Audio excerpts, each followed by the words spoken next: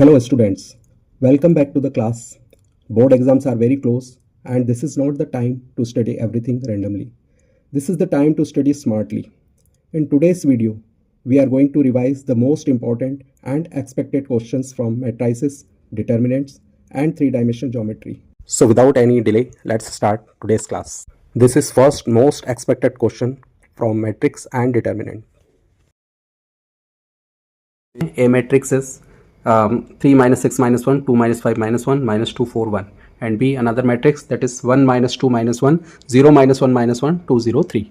First we have to find A into B, and by using this result we have to solve the system of linear equations. ये जो question है दो part में होगा. पहले हमें ए बी की वैल्यू निकालनी है और उससे जो रिजल्ट आएगा उसी का कहीं ना कहीं इससे कनेक्शन है. तो पहले आपको ए बी फाइंड करना है, दोनों मैट्रिक्स का प्रोडक्ट. ए मैट्रिक्स लिख लेंगे 3 minus 6 minus 1, 2 minus 5 minus 1, minus 2 4 1 into B matrix 1 minus 2 minus 1, 0 minus 1 minus 1, 2 0 3. अब इन दोनों का मल्टीप्लिकेशन सभी को क्लियर होगा. मल्टीप्लिकेशन कैसे करते हैं? सबसे पहले 1 1 एलिमेंट के लिए हमें फर्स्ट रो का फर्स्ट कॉलम में मल्टीप्लाई करना है. तो 3 1 3 माइनस 0 माइनस 2. सो डायरेक्टली हम लिखेंगे 3 minus 0 minus 2, that is 3 minus 2 is 1.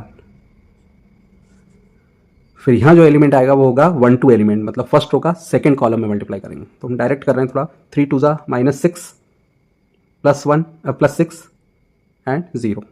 तो minus 6 plus 6 minus 0, that is 0. Plus 6 minus 6 0 हो जाएगा फर्स्ट रो का थर्ड कॉलम में. तो 3 into minus 1 minus 3, minus 6 into minus 1 plus 6, minus 1 into minus 3 minus 3. तो ये सब कैंसिल होकर ये भी 0 हो जाएगा. और इसमें थोड़ा सा स्मार्ट वर्क करना है आपको. अगर 1 0 0 आ गया तो ऑब्वियस सी बात है बाकी सभी में भी डायगोनली 1 आएगा. अगर आपको एक रो ऐसी पता चल जाती है, जनरली जब भी आप इस टाइप के क्वेश्चन में प्रोडक्ट निकालेंगे तो डायगोनल में सेम एलिमेंट आएंगे. तो अगर आपको पहली रो पता चल जाती तो आप थोड़ा सा फास्ट करने के लिए सीधे भी लिख सकते हैं. सपोज आपने फर्स्ट वाला फाइंड किया और 5 0 0 आया तो आप यहाँ 0 5 0 0 0 5 डायरेक्ट लिख सकते हैं. ज़्यादा मेहनत करने की ज़रूरत नहीं. तो ये आपका आई हो जाएगा, identity matrix. So A B equal to आई.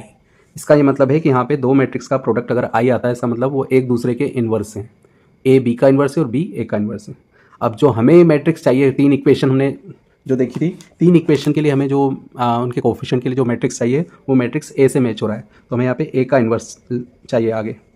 तो ए इन्वर्स किसके इक्वल हो जाएगा? बी के. मतलब दोनों एक दूसरे के इन्वर्स हैं. तो ए का इन्वर्स बी है और बी का ए इन्वर्स. तो A inverse is equal to B matrix. ये बी मैट्रिक्स लिख देंगे यहाँ पे.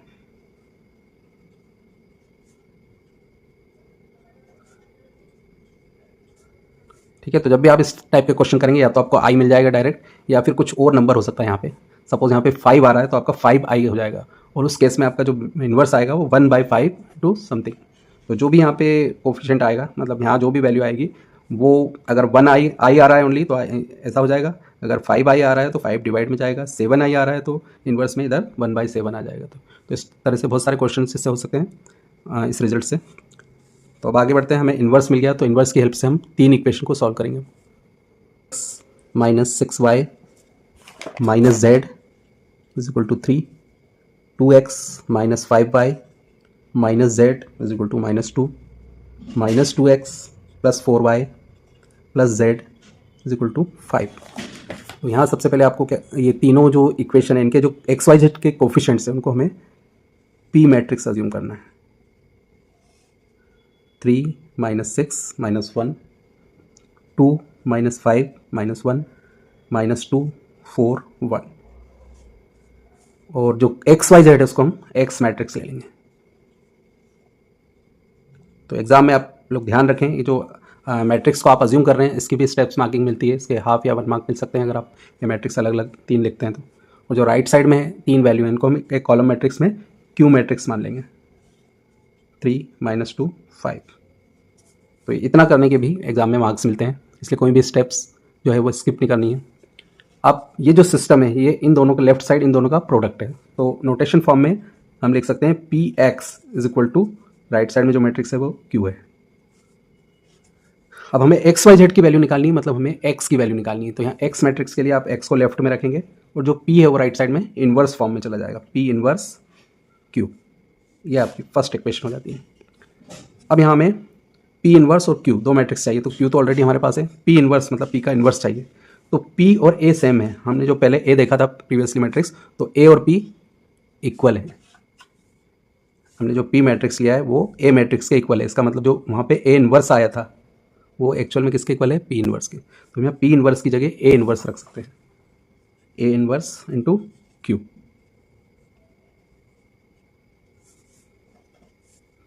तो इसको हम फर्स्ट इक्वेशन अज्यूम कर लेते हैं। पहले तो हमने पी इन्वर्स क्यू लिखा, लेकिन हमने देखा कि पी जो मैट्रिक्स हमने लिया है वो प्रीवियसली दिए गए ए मैट्रिक्स के इक्वल है, तो पी के प्लेस पे हम ए पुट कर सकते हैं। तो एक्चुअल में we have to find A inverse and Q, product of these two matrix. अब ए इन्वर्स ऑलरेडी हम फाइंड कर चुके थे पहले, वो रख देंगे और क्यू की जगह क्यू मैट्रिक्स रख देंगे। तो X is equal to A inverse into Q, X के प्लेस पे X Y Z, A inverse find कर चुके थे हम पहले, वो रख देंगे 1 - 2 - 1 0 - 1 - 1 2 0 3 एंड क्यू मैट्रिक्स 3 - 2 5। अब इन दोनों का मल्टीप्लाई करना है, फर्स्ट रो फर्स्ट कॉलम यहाँ पे आएगा 3 + 4 - 5, 3 + 4 - 5 दैट इज 7 - 5 2। सेकेंड रो ये column 0 × 3 0 -1 × -2 +2 -1 × 5 -5 -5 + 2 -3। Third row first column 2 × 3 6 0 × something 0 3 × 5 15 15 and 6 21।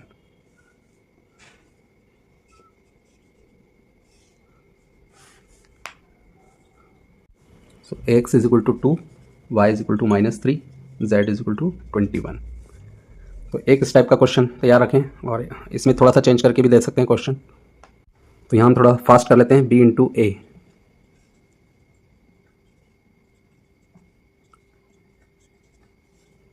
Multiply ज़्यादा बताने की ज़रूरत नहीं, आप लोगों को मल्टीप्लिकेशन पता होगा।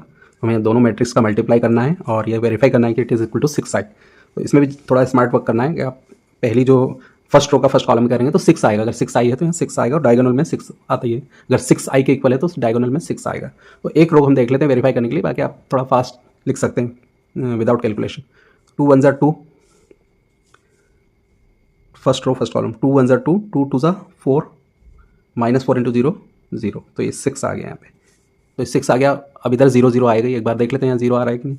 First row second column 2 × -1 -2 2 × 3 6 -4 × 1 -4 6 - 6 0। तो अब ये पता चल गया कि 6 0 आ रहा है, तो डेफिनेटली इधर भी 0 आएगा ही। तो अभी आप थोड़ा मन से भी लिख सकते हैं।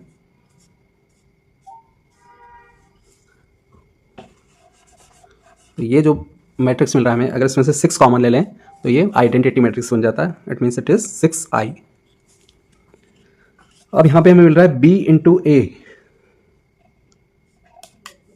Is equal to 6i। और आपको इन दोनों में से किसका इन्वर्स चाहिए, तो आप लोग जो इक्वेशन आप लोगों ने देखी थी वो इक्वेशन के जो कोफिशिएंट थे वो इससे मैच हो रहे थे, मतलब हमें ए का इन्वर्स चाहिए होगा। यहाँ से हम ए का इन्वर्स निकालेंगे। तो ए का इन्वर्स क्या होगा, बी के इक्वल तो होगा, हमेशा ए का इन्वर्स बी के इक्वल होता है, लेकिन यहाँ पे 6 आ रहा है इसलिए डिवाइड में 6 भी आ जाएगा। तो ये आपका ए इन्वर्स आपको मिल जाएगा, A inverse is equal to 1/6 B matrix. अब बी हम एज इट इज वाला लिख देंगे, बी हमें दिया हुआ है 2 2 -4 -4 2 -4 2 -1 5। अब इस इन्वर्स का हम यूज़ करेंगे इक्वेशन सॉल्व करने के लिए। अब आगे वही प्रोसेस करनी है जो पिछले क्वेश्चन में किया था हमने, पहले सारे कोफिशिएंट को अलग करेंगे, उसको पी मैट्रिक्स अज्यूम कर लेंगे। Let P is equal to, देखिए यहाँ पे कोफिशिएंट ले रहे हैं तो एक्स का कोफिशिएंट है 1, वाई का कोफिशिएंट है -1 और z यहाँ नहीं है, तो z नहीं है मतलब z का कोफिशिएंट 0 मानेंगे। ये 3 उधर जाएगा, -3 हो जाएगा। अभी हम इसको भी चेंज कर देते हैं, +3 है तो इक्वल के उधर जाके हो जाएगा -3 और z का कोफिशिएंट यहाँ पे 0 है। इधर 2 3 4 और इधर x नहीं है यहाँ पे, तो x का कोफिशिएंट 0 मानेंगे, y का कोफिशिएंट 1, z का कोफिशिएंट 2 और x मैट्रिक्स हम क्या लेते हैं हमेशा x y z। और राइट साइड में जो मैट्रिक्स है वो होगा q आपका है -3 17 7। अब सिस्टम को हम लिख सकते हैं P X equal to Q, तो X equal to P inverse में चला जाएगा, पी इन्वर्स क्यू। लेकिन जो पी मैट्रिक्स है वो हमारे ए मैट्रिक्स से मैच हो रहा है, पी और ए सेम है, पी और ए सेम है, इसका मतलब पी का इन्वर्स किसके इक्वल होगा, ए के इन्वर्स के, और ए का इन्वर्स हम ऑलरेडी फाइंड कर चुके हैं, तो हम पी इन्वर्स के प्लेस पे क्या रख सकते हैं, A inverse. Y? Because P और ए आपस में इक्वल है, जो हमने पी मैट्रिक्स यहाँ ज्यूम किया वो वही है जो ए दिया हुआ था, ए और पी इक्वल है, तो पी के इन्वर्स के प्लेस पे हम ए का इन्वर्स पुट कर देंगे, क्योंकि पी इन्वर्स और ए इन्वर्स आपस में इक्वल है। तो ये वाला मैट्रिक्स हम यहाँ रख देंगे, तो ये हो जाएगा यहाँ पे एक्स के प्लेस पे हम एक्स वाई जेड रखेंगे, P inverse 1/6 2 2 -4 -4 2 -4 2 -1 5 and Q matrix as it is ये वाला लिख देंगे। अब आपको पहले इन दोनों का मल्टीप्लाई करना है, बाद में जो चीज़ आएगी उसको 6 से डिवाइड कर देंगे, तो 2 3 ज़ा -6, 17 2 ज़ा 34, -4 इंटू 7 -28, तो ये 28 और 6 34 -34 0। फिर second row first column -4 into -3 12, 2 into 17 34, -4 into 7 -28, तो ये हो जाएगा 18 एंड 2 इंटू -3 -6, -1 इंटू 17 -17, 5 इंटू 7 35, तो 17 एंड 6 23, 35 -23 12। अब इस 6 से हम डिवाइड कर देंगे, तो 0/6 0, 18/6 3, 12/6 2, और लेफ्ट में हम क्या लेके चल रहे हैं, एक्स वाई जेड, तो x is equal to 0, y is equal to 3, z is equal to 2। ये तीसरे टाइप का क्वेश्चन है, यहाँ भी दो मैट्रिक्स दे रखे हैं, क्योंकि हम इसको थोड़ा शॉर्ट में समझेंगे, a इंटू बी फाइंड करेंगे, इसमें i मिलेगा, और इसका मतलब है कि a इन्वर्स b के इक्वल है। जब दो चीज़ों का, दो मैट्रिक्स का प्रोडक्ट i होता है तो एक मैट्रिक्स दूसरे का इन्वर्स होता है, मतलब यहाँ a इन्वर्स b के इक्वल है, तो a इन्वर्स b के इक्वल है, तो ये b मैट्रिक्स लिख दिया, ये हमें करना है। अब इधर हम जब इक्वेशन सॉल्व करेंगे तो यहाँ से हम सबसे पहले p मैट्रिक्स सेलेक्ट करते हैं, तो जब p मैट्रिक्स हम लिखेंगे तो वो होगा 3 2 -2 -6 -5 4 -1 -1 1। अब जब हम ये इक्वेशन सॉल्व करते हैं तो हमें इसकी इन्वर्स की ज़रूरत पड़ती है, तो यहाँ हमें p इन्वर्स की ज़रूरत पड़ेगी, तो p इन्वर्स हम ये नहीं लेंगे बिकॉज p और a आपस में इक्वल नहीं है। यहाँ पे देखिए ये p है और ये a है, लेकिन ये देख रहे हैं दोनों में रेसिप्रोकल है, मतलब ये ट्रांसपोज है इसका, तो p का इन्वर्स हम a इन्वर्स नहीं लिखते हुए इसके ट्रांसपोज के इक्वल लिखेंगे, मतलब p इन्वर्स किसके इक्वल होगा, a इन्वर्स के ट्रांसपोज के। ऐसा क्यों? क्योंकि p और a इक्वल नहीं है, p किसके इक्वल है, a के ट्रांसपोज के, इसका मतलब p का इन्वर्स भी a के इन्वर्स का ट्रांसपोज होगा। इसका मतलब यहाँ पे जब p इन्वर्स हम निकालेंगे तो p इन्वर्स इसका ट्रांसपोज हो जाएगा, हमें रो को कॉलम में बदलना है। बस आगे हमारी प्रोसेस वही रहेगी जो भी हमने पिछले क्वेश्चन में किया था, बस थोड़ा सा यहाँ ध्यान रखना है कि ये जो क्वेश्चन है दो टाइप से पूछ सकते हैं। एक केस में क्या होगा, ये मैट्रिक्स और ये मैट्रिक्स सेम होंगे तो ये ही इन्वर्स हम यहाँ अप्लाई कर लेंगे, लेकिन जब ये मैट्रिक्स और ये मैट्रिक्स ट्रांसपोज होते हैं एक दूसरे के, यहाँ पे ट्रांसपोज आ रहा होगा तो हम ये जो इन्वर्स है इसका ट्रांसपोज यहाँ अप्लाई करेंगे, पी इन्वर्स के लिए इसका ट्रांसपोज लेंगे। So this is another question from matrices. यहाँ पे हमें ए मैट्रिक्स गिवन है और ये हमें वेरीफाई करना है, तो सिंपल क्वेश्चन है। अगर आपको मैट्रिक्स मल्टीप्लिकेशन अच्छे से क्लियर है तो आप इजीली ये सब चीज़ें फाइंड कर सकते हैं। आपको ए स्क्वायर फाइंड करना है, ए इंटू ए करके दो मैट्रिक्स का मल्टीप्लाई हम करते हैं तो ए का ए में मल्टीप्लाई करना है, ए स्क्वायर आ जाएगा, और जब ए स्क्वायर एक मैट्रिक्स आ जाएगा तो उसको फिर ए से मल्टीप्लाई करेंगे तो हमें ए क्यूब मिल जाएगा। तो ये सारी वैल्यू हम इसमें रखेंगे और पूरे इस सब मैट्रिक्स को ऐड करके हमें एक जीरो मैट्रिक्स मिल जाएगा। तो इसको हम थोड़ा शॉर्ट में कर लेते हैं, तो ये ए स्क्वायर के लिए ए इंटू ए कर लेंगे, 1 1 1 1 2 -3 2 -1 3। अगेन इसी को लिख लेंगे बिकॉज हम ए स्क्वायर फाइंड कर रहे हैं, तो ए स्क्वायर मीन्स ए का ए में मल्टीप्लिकेशन। अब मल्टीप्लिकेशन आपको क्लियर होना चाहिए क्योंकि मल्टीप्लिकेशन ऑफ टू मैट्रिसेस बहुत जगह यूज़ होता है। फर्स्ट रो फर्स्ट कॉलम 1 + 1 2 + 2 4, मैं डायरेक्ट लिख रहा हूँ। First row second column 1 + 2 3 3 - 1 2। ये आप लोग अलग रफ में करके देख लें, मैं डायरेक्ट बता रहा हूँ क्योंकि हमारे पास टाइम कम है, कम टाइम में हम ज़्यादा अच्छे से क्वेश्चन से रिवाइज करना चाहते हैं। फर्स्ट रो थर्ड कॉलम 1 - 3 + 3, तो ये 1 हो जाएगा। Second row first column 1 + 2 3 3 - 6 -3। Second row second column 1 + 4 that is 5 5 + 3 8। Second row third column 1 - 6 that is -5 -5 -9। 2 - 1 that is 1 1 + 6 7। Third row second column 2 1 2 -2 cancel हो गया -3 2 + 3 5 5 + 9 14। ये हमें ए स्क्वायर मिल गया। अब ए क्यूब के लिए हम क्या करेंगे, ए स्क्वायर इंटू ए, तो ए स्क्वायर का मल्टीप्लाई ए मैट्रिक्स में करेंगे, तो ए स्क्वायर लिख लेंगे पहले हम, और इसका मल्टीप्लाई ए में करना है।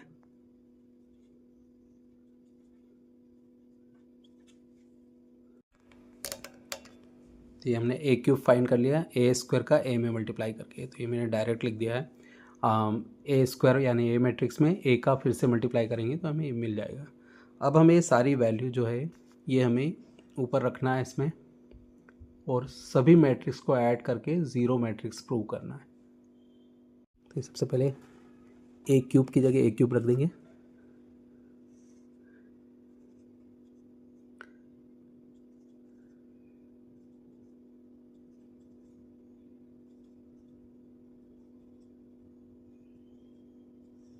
-6 टाइम्स ए स्क्वायर, तो -6 टाइम ए स्क्वायर, तो हमारा जो ए स्क्वायर मैट्रिक्स था उसके सारे एलिमेंट में हम 6 से मल्टीप्लाई कर देंगे। तो जो ए स्क्वायर था ये वाला था मैट्रिक्स, इसमें 6 टाइम्स करेंगे तो सभी में 6 से मल्टीप्लाई हो जाएगा।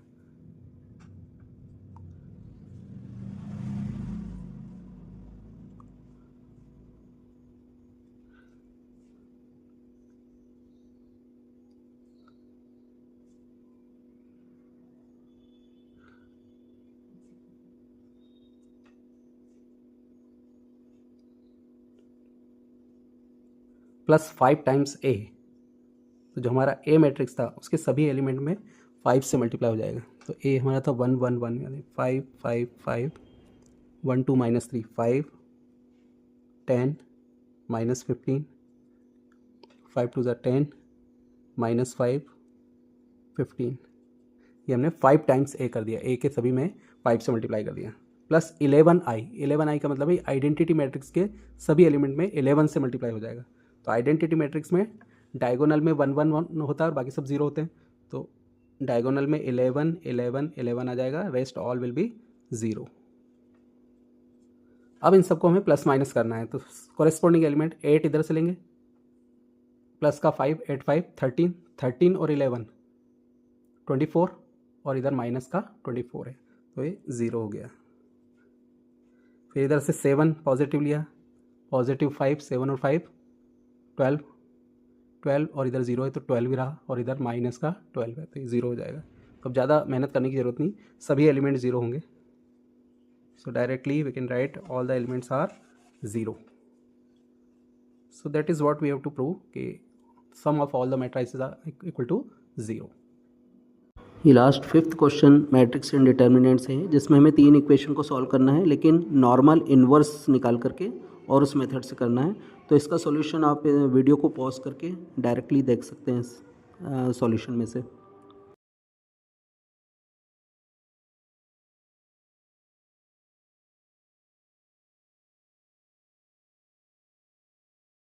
अब देखिए नेक्स्ट क्वेश्चन ये 3 डायमेंशनल ज्योमेट्री से, जो कि बहुत इंपॉर्टेंट क्वेश्चन है। इसमें हमें एक लाइन की इक्वेशन दे रखी है और उस पर हमें एक पॉइंट P निकालना है, इस तरह से कि उसकी गिवन पॉइंट Q से डिस्टेंस कितनी हो 7। तो हमें PQ = 7 लेकर के हमें P पॉइंट के कोऑर्डिनेट निकालना है। जब P पॉइंट के कोऑर्डिनेट आ जाएंगे तो हमें P और Q को ज्वाइन करने वाली लाइन की इक्वेशन भी फाइंड करनी है। तो सबसे पहले हम लाइन की इक्वेशन लिखेंगे, x + 5 / 1 y + 3 / 4 z - 6 / -9 इस लाइन पर हमें एक पॉइंट निकालना है P, तो इसके लिए हम यहाँ पे इक्वल में K एज्यूम कर लेंगे। जब भी लाइन से हमें कोई पॉइंट निकालना होता है तो उसके इक्वल में हम K ले लेते हैं और K की टर्म में एक्स वाई जेड की वैल्यू फाइंड करते हैं। यहाँ से हमें x + 5/1 को अगर K से इक्वेट करें तो K इधर जाएगा, 1 इधर जाएगा K और 5 इधर आ जाएगा, तो x की वैल्यू हो जाएगी K - 5। अब यहाँ से हम y की वैल्यू निकालेंगे, तो पहले 4 उधर चला जाएगा 4K और 3 इधर आके माइनस हो जाएगा 4K - 3 and z is equal to यहाँ से मिलेगा -9K और -6 उधर जाके +6, तो -9K + 6। ये हमारा पॉइंट हो गया P। K - 5, 4K - 3, -9K + 6। Point Q दे रखा है और उससे डिस्टेंस दे रखी है 7, तो Q पॉइंट क्या दिया हुआ है 2, 4, -1, और P और Q के बीच की जो डिस्टेंस है वो दे रखी है 7। तो हम पहले इन दोनों के बीच डिस्टेंस फार्मूला लगाएंगे K की टर्म में और उसको 7 से इक्वेट करेंगे। तो P और Q दो पॉइंट के बीच की डिस्टेंस का फार्मूला लगा देंगे, x2 - x1, या इसमें से इसको माइनस कर सकते हैं, इसको x2 मान लें, x2 - x1 means K - 5 - 2 whole square, K - 5 - 2 whole square plus 4K - 3 - 4, 4K - 3 - 4 whole square plus -9K + 6 और ये minus minus +1, -9K + 6 + 1 whole square is equal to 7। Square root K - 7 whole square, 4K - 7 whole square -9K + 7 whole square is equal to 7। अब दोनों side squaring कर देंगे और इससे हमें K की वैल्यू मिल जाएगी। स्क्वायरिंग बोथ साइड करने पर K - 7 whole square plus 4K - 7 whole square -9K + 7 whole square, और यहाँ स्क्वायरिंग बोथ साइड कर रहे हैं तो ये रूट हट गया और उधर 7 का स्क्वायर हो गया 49। अब ये ब्रैकेट ओपन कर देंगे, K² - A² - 2AB that is 14K + B² 49, यहाँ पे A का स्क्वायर मतलब 4K² 16K², B² यानी 49 -2AB 7 2 = 14 4 = 56K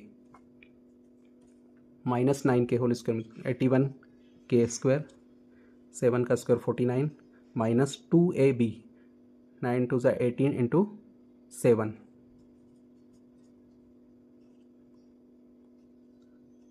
is equal to 49। तो 16K² 1K² 17K² और 81K², तो ये हो गया 91 एंड 7 98K²।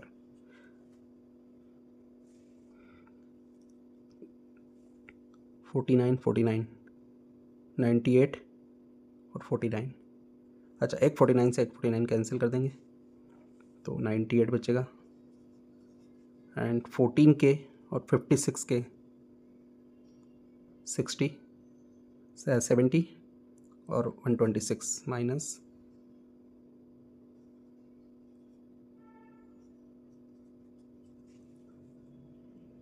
यहाँ से 98 कॉमन ले लेंगे, K² पहले ये टर्म लिखेंगे -2K और +1 = 0, K² - 2K + 1 = 0। अब ये जो है लेफ्ट साइड ये K - 1 का होल स्क्वायर है, आप मिडिल टर्म से भी कर सकते हैं बट ये K - 1 का होल स्क्वायर बन रहा है, तो K - 1 = 0 दैट इज K = 1, ये हमें K की वैल्यू मिल गई। तो यहाँ से हमें मिल गया K = 1। अब हमने P पॉइंट क्या अज्यूम किया था, K - 5, 4K - 3, -9K + 6, इसमें हम ये K की वैल्यू पुट कर देंगे तो P पॉइंट हो जाएगा 1 - 5 - 4, 4 - 3 1, -9 + 6 -3 एंड Q ऑलरेडी गिवन है, Q पॉइंट क्या था 2 4 -1। यहाँ ये दो पॉइंट हो गया हमारे पास, तो एक आंसर तो यही हो गया कि P पॉइंट के कोऑर्डिनेट निकालना था जो कि Q से 7 डिस्टेंस रखता है, तो P के कोऑर्डिनेट मिल गए हमें। दूसरा उन्होंने ये पूछा कि also find the equation of line joining P and Q, तो अब हमें इक्वेशन फाइंड करनी है लाइन की, इक्वेशन ऑफ लाइन जो इन दोनों पॉइंट को ज्वाइन करती है। तो आपको फॉर्मूला पता होना चाहिए, दो पॉइंट को ज्वाइन करने वाली लाइन की इक्वेशन x माइनस x1, ये फॉर्मूला आप अलग से लिख लें और इसको लर्न करें। जब भी दो पॉइंट दिए हैं तो आपको इस फॉर्मूले से इक्वेशन फाइंड करनी है।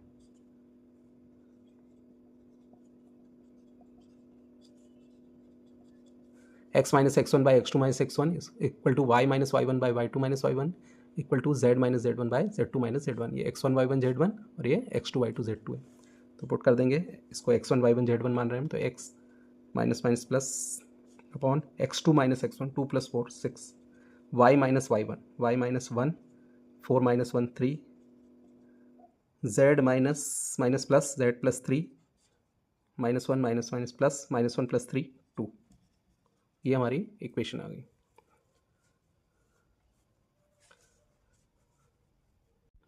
This is another important question from 3D। यहाँ पे आपको एक पॉइंट दिया है 163 और एक लाइन दी हुई है। आपको इस पॉइंट की, इस लाइन के रिस्पेक्ट में इमेज फाइंड करनी है। उस इमेज को हम बोलेंगे ए डैश। तो आपको ए की इमेज ए डैश फाइंड करना है पहले तो।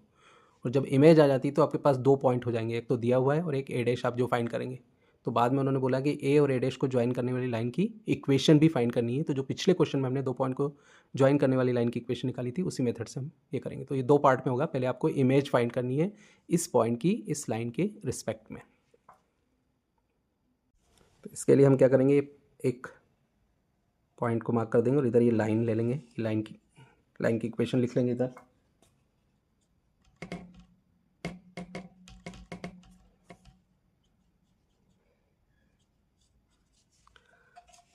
अब इसकी पॉइंट की इमेज जो है वो जस्ट इतनी ही डिस्टेंस पर नीचे बनेगी।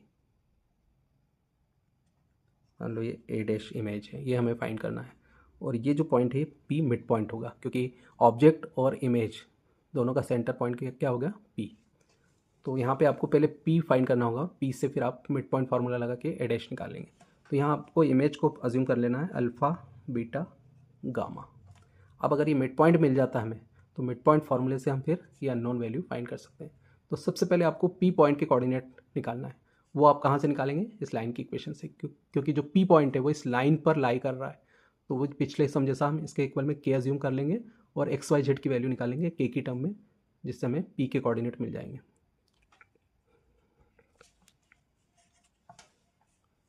तो पी के कोऑर्डिनेट यहाँ से अगर हम इसको के इक्वल में अज्यूम कर लें तो एक्स की वैल्यू क्या आ जाएगी, के Y minus 1 is equal to 2k। तो y is equal to 2k plus 1 and z minus 2/3 को k से इक्वेट किया तो 3k प्लस 2।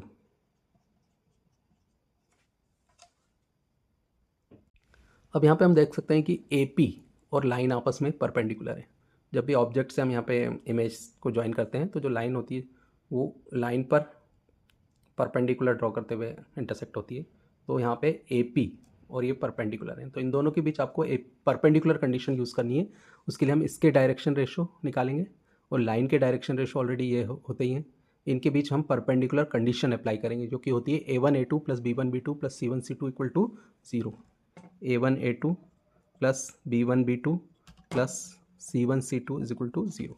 यानी AP के डायरेक्शन रेशो निकालेंगे पहले A1 B1 C1 और लाइन के direction ratio A2 B2 C2, और इनको इस कंडीशन पर रखेंगे जिससे कि हमें के की वैल्यू मिल जाएगी। और जब के आ जाएगा तो के यहाँ रखने पर हमें पी पॉइंट मिल जाएगा।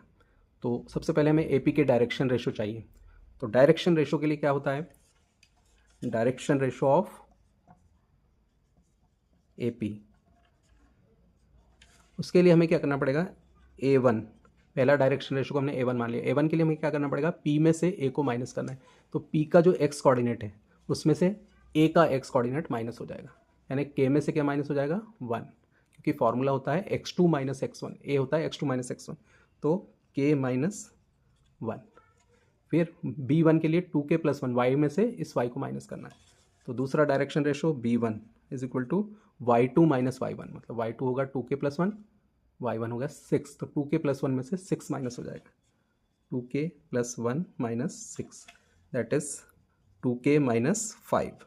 एंड C1 के लिए Z2 माइनस Z1, तो 3K plus 2 minus 3, 3K plus 2 minus 3, 3K minus 1। ये हमें मिल गया A1 B1 C1।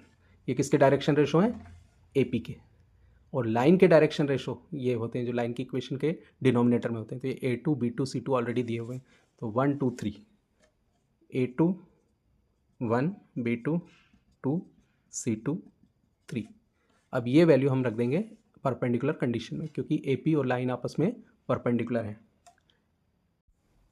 तो A1 A2 यानी K minus 1 into A2 is 1 plus B1 B2 2K minus 5 into 2 plus C1 C2 3K minus 1 into 3 is equal to 0। K minus 1 plus 4K minus 10 plus 9K minus 3 is equal to 0। 4K plus K 5K, 5 और 9 14, 14K minus 11 minus 3 minus 14 that is 14, K is equal to 1। अब ये K की value हम रख देंगे P में, तो P के कोऑर्डिनेट क्या मिल जाएंगे 1 2 1 2 प्लस 1 3 3 1 3 प्लस 2 5, ये हमें P के कोऑर्डिनेट मिल गए। अब हम एक बार फिर से फिगर जो हमने बनाई थी उसको ऐसे देख लेते हैं। ए हमारा ऑब्जेक्ट था, मतलब पॉइंट गिवन था, और वो था आपका 163। P मिड पॉइंट था जो कि हम फाइंड कर चुके हैं, और ए डैश हमने इमेज मानी थी अल्फ़ा बीटा गामा, और यहाँ P मिड पॉइंट था। तो आपको मिड पॉइंट फार्मूला यूज़ करना है और उससे हमें अल्फ़ा बीटा गामा की वैल्यू मिल जाएगी। तो x is equal to x1 plus x2 upon 2। तो x हम इसको मानेंगे 1, आसपास के जो कोऑर्डिनेट हैं उनका sum divide by 2, x1 plus x2 by 2 यानी 1 प्लस अल्फ़ा बाई 2। तो alpha plus 1 is equal to 2, alpha is equal to 2 minus 1 1। Similarly y यानी 3 is equal to y1 plus y2 upon 2। तो beta is equal to 6 minus 6 0 आ जाएगा, and z that is 5 is equal to z1 plus z2 divide by 2। 5 2 10 minus 3 7, gamma is equal to 7। तो ये हमें alpha beta gamma मतलब image मिल गई। Image के कोऑर्डिनेट क्या हो गए ए डैश के 1 0 7, ये इमेज मिल गई। तो एक आंसर तो आपका ये हो गया इमेज के कोऑर्डिनेट। अब इसी का सेकंड पार्ट ये है कि उन्होंने बोला ए डैश को ज्वाइन करने वाली लाइन की इक्वेशन फाइंड करना है। तो ए हमें दिया हुआ था 1 6 3, और ए डैश हमने अभी फाइंड किया 1 0 7। अनदर इम्पॉर्टेंट क्वेश्चन जो कि 5 मार्क्स में या कम में आ सकता है, जिसमें आपको दो नॉन पैरेलल लाइन के बीच की डिस्टेंस फाइंड करनी है। ये बिल्कुल कॉमन क्वेश्चन है, तो ये आपको इसका फार्मूला पता होना चाहिए। इसमें हम इसको वेक्टर फार्मूले से करेंगे तो ज़्यादा इजी होगा। तो हम इन दोनों लाइन की इक्वेशन को वेक्टर फॉर्म में कन्वर्ट कर लेंगे। तो इससे आपको एक चीज़ और पता चल जाएगी कि how can we convert cartesian equation into vector equation. तो बहुत ईजी है। अगर आप वेक्टर फॉर्म में बदल रहे हैं तो R vector is equal to, आपको ये जो ऊपर 3 वैल्यू है इनको फर्स्ट ब्रैकेट में लिखना है आई जे के लगा करके, मतलब माइनस है तो प्लस लेंगे, -1 है तो हम लेंगे +1, तो +1 आई मतलब आई ओनली आई कैप, -2 है तो आप लेंगे +2 जे कैप, और यहाँ -3 है तो आप लेंगे +3 के कैप, प्लस लैम्डा इंटू दूसरा ब्रैकेट लगाना है और नीचे वाला एज इट इज़ आई जे के साथ लिखना है। यहाँ कोई साइन चेंज नहीं होगा, 1i -3j +2k।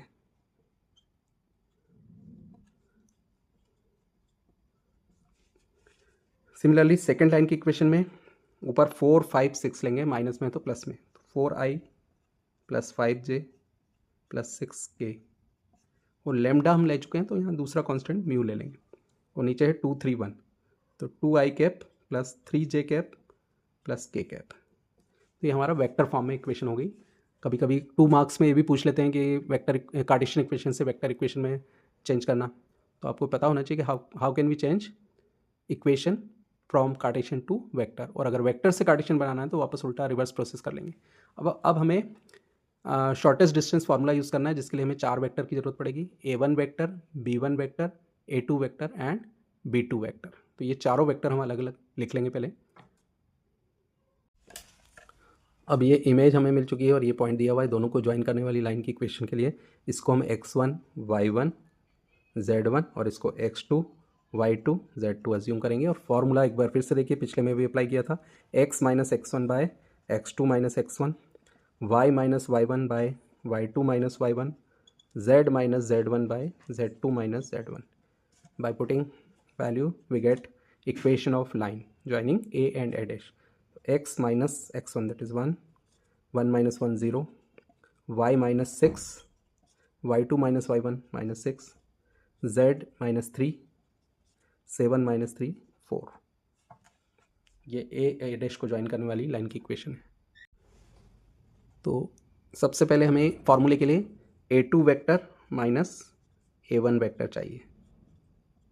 तो ये हमारा A1 वेक्टर है और ये A2 वेक्टर है। तो A2 में से A1 को माइनस करेंगे। 4 minus 1 3 i cap, 5 minus 2 3 j cap, 6 minus 3 3 k cap. अब दूसरा हमें इसमें फॉर्मूले के लिए चाहिए B1 vector cross B2 vector. उसके लिए आपको B1 और B2 का क्रॉस प्रोडक्ट निकालना है। तो ये B1 है और ये B2 है। आई कैप, जे कैप, के कैप, ये कोफिशिएंट आ जाएंगे पहले 1 माइनस 3 2 2 3 1। अब इनका हम डिटर्मिनेंट से सॉल्व करके वेक्टर फाइंड कर लेंगे। तो आई कैप माइनस 3 माइनस 6 मतलब minus 9 I cap, minus J 1 minus 4 minus 3 that is plus 3 J cap, and के 3 प्लस 6 9 के कैप। ये हमारा B1 क्रॉस B2 आ गया। और तीसरी हमें चीज़ चाहिए इसी का मैग्नीट्यूड। तो magnitude of B1 cross B2 that is square root 81, मतलब फार्मूला होता है मैग्नीट्यूड का आई के कोफिशिएंट का स्क्वायर प्लस जे के कोफिशिएंट का स्क्वायर प्लस के कोफिशिएंट का स्क्वायर।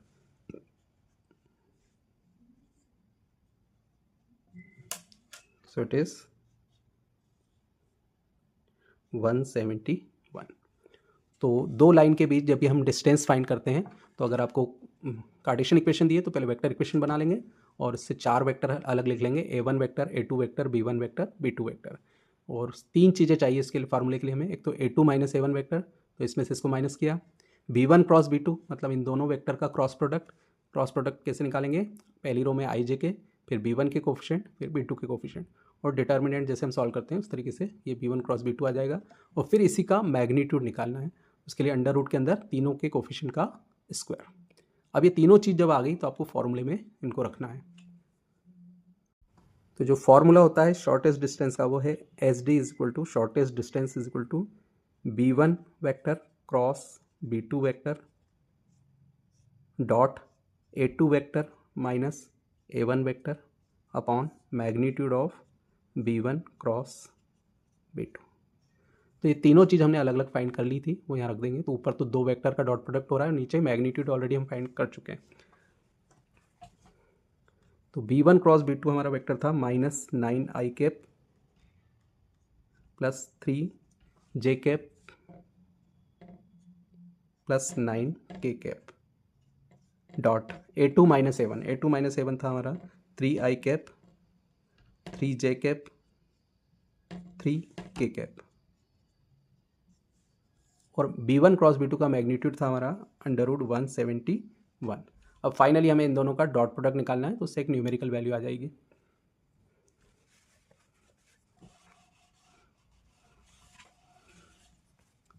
तो इसी क्वेश्चन में आपका डॉट प्रोडक्ट भी यूज़ हो गया, क्रॉस प्रोडक्ट भी हो गया। क्रॉस प्रोडक्ट अभी हमने फाइंड किया था और ये डॉट प्रोडक्ट है। डॉट प्रोडक्ट के लिए हम A1 A2 plus B1 B2 plus C1 C2 ये फाइंड करते हैं।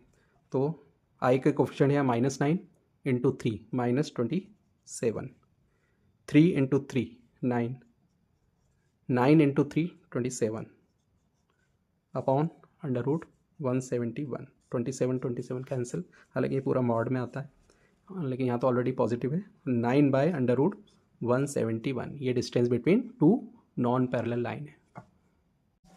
अनदर इंपॉर्टेंट क्वेश्चन, कभी कभी 2 लाइन के बीच डिस्टेंस फाइंड करने के लिए पूछा जाता है लेकिन वो लाइन पैरेलल हो सकती है। अभी हमने जो देखा था वो नॉन पैरेलल लाइन थी, यहाँ पे पैरेलल लाइन है। तो हाउ कैन यू आइडेंटिफाई कि वेदर इट इज़ पैरेलल और नॉन पैरेलल? तो ये जो दो आपको दिख रहे हैं ये या तो इक्वल दिखेंगे या प्रोपोर्शन में दिखेंगे।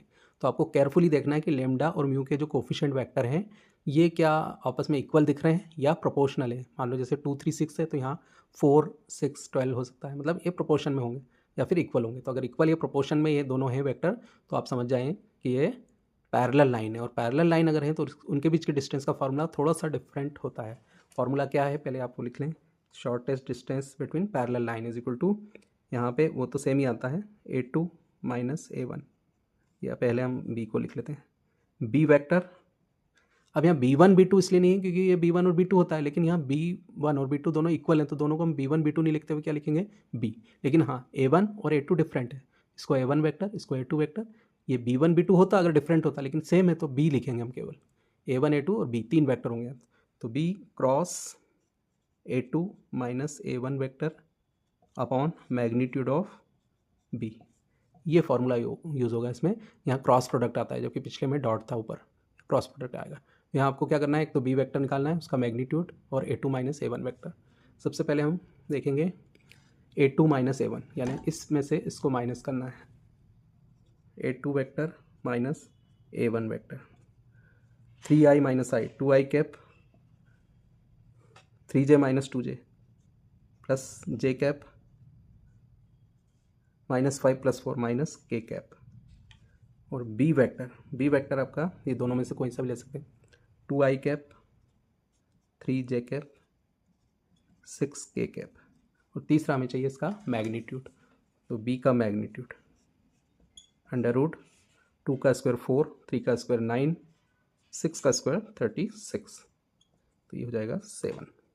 अब हमें फॉर्मूले के अकॉर्डिंग क्रॉस प्रोडक्ट करना है किस किस का, इन दोनों वेक्टर का। इनका जो क्रॉस प्रोडक्ट आएगा, सॉरी इस फॉर्मूले में थोड़ा सा डिफरेंट है, यहाँ पे भी मैग्नीट्यूड है, होल मैग्नीट्यूड, होल मॉड नहीं है, मैग्नीट्यूड है। मैग्नीट्यूड मतलब जब इन दोनों वेक्टर का क्रॉस प्रोडक्ट निकालेंगे तो वो एक वेक्टर फॉर्म में मिलेगा हमें, फिर उसका मैग्नीट्यूड जब निकालेंगे तो न्यूमेरिकल हो जाएगा। तो ऊपर हमें पहले B और A2 माइनस A1 का क्रॉस प्रोडक्ट निकालना है, उससे जो वेक्टर आएगा उसका मैग्नीट्यूड न्यूमरेटर में होगा और डिनोमिनेटर में 7। तो पहले हम B vector cross A2 vector minus A1 vector find करेंगे।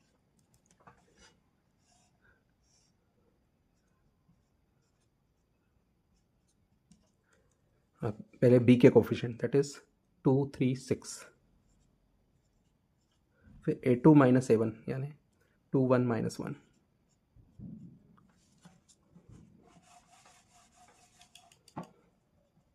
I cap -3 minus 6 minus 9 minus J cap -2 minus 12 plus K cap 2 minus 6 minus 3, sorry 2 minus 6 minus 4, -9 I cap plus 14 J cap -4 K cap. अब according to the formula इसका magnitude भी निकालेंगे, magnitude of B cross A2 minus A1, इसी का magnitude 81 14 196, 4 का square 16,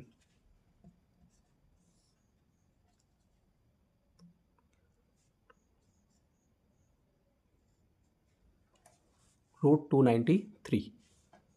So putting in the formula we get SD is equal to √293 divided by 7। ये एक और 3D का मोस्ट इम्पॉर्टेंट क्वेश्चन है जो मुझे बाद में दिखा था, इसलिए मैंने पहले इसमें ऐड नहीं कर पाया था, इसलिए मैंने पहले इसको सॉल्व कर लिया फिर इसमें ऐड कर रहा हूँ। तो आप इसको ध्यान से देखें। इसमें एक पॉइंट दे रखा है और ये दो परपेंडिकुलर लाइंस दे रखी हैं। हमें उस लाइन की इक्वेशन फाइंड करनी है जो इस पॉइंट से पास होती है और ये दोनों उस पर परपेंडिकुलर लाइंस हैं। तो सबसे पहले अगर हम देखें इक्वेशन का फॉर्मूला होता है R vector equal to A vector plus lambda B vector. अब जो इस फॉर्मूले में A वेक्टर है वो हमें इस पॉइंट से मिल जाएगा, जो गिवन पॉइंट है उसको वेक्टर फॉर्म में कन्वर्ट कर लेंगे IJ के लगा करके, ये A वेक्टर हो गया। और दूसरा हमें चाहिए B वेक्टर। B वेक्टर के लिए हम क्या करेंगे, जो लाइन की दो इक्वेशन दे रखी है उनमें से B1 वेक्टर और B2 वेक्टर को अलग लिख लेंगे, ये B1 B2 हैं। इनको अलग लिख लेंगे और इनका क्रॉस प्रोडक्ट निकालेंगे। तो बी वेक्टर होगा b1 क्रॉस b2, मतलब दोनों लाइन से जो b1 b2 मिले हैं हमें, उन b1 b2 का हम यहाँ क्रॉस प्रोडक्ट निकालेंगे। ये जो वेक्टर होगा वो b होगा, तो ये क्रॉस प्रोडक्ट सभी को आता है, b वेक्टर मिल जाएगा इससे हमें। तो आप फार्मूले में रख देंगे a और b की वैल्यू, a वेक्टर और b वेक्टर की वैल्यू। अब यहाँ से 12 कॉमन आ रहा है, तो 12 कॉमन ले लेंगे और 12 लैम्डा जो है उसका एक नया नाम दे देंगे म्यू। तो ये आपकी रिक्वायर्ड इक्वेशन आ जाएगी लाइन की। So that's it for day 1 class. If you revise today's concept properly, you will definitely solve multiple board exam questions from these topics. Remember, success in maths is all about daily practice and consistency. In next class, we'll discuss more important expected questions. Keep practicing. The link of the questions discussed today is given in the description. You can go through it. See you in the next class. Thank you.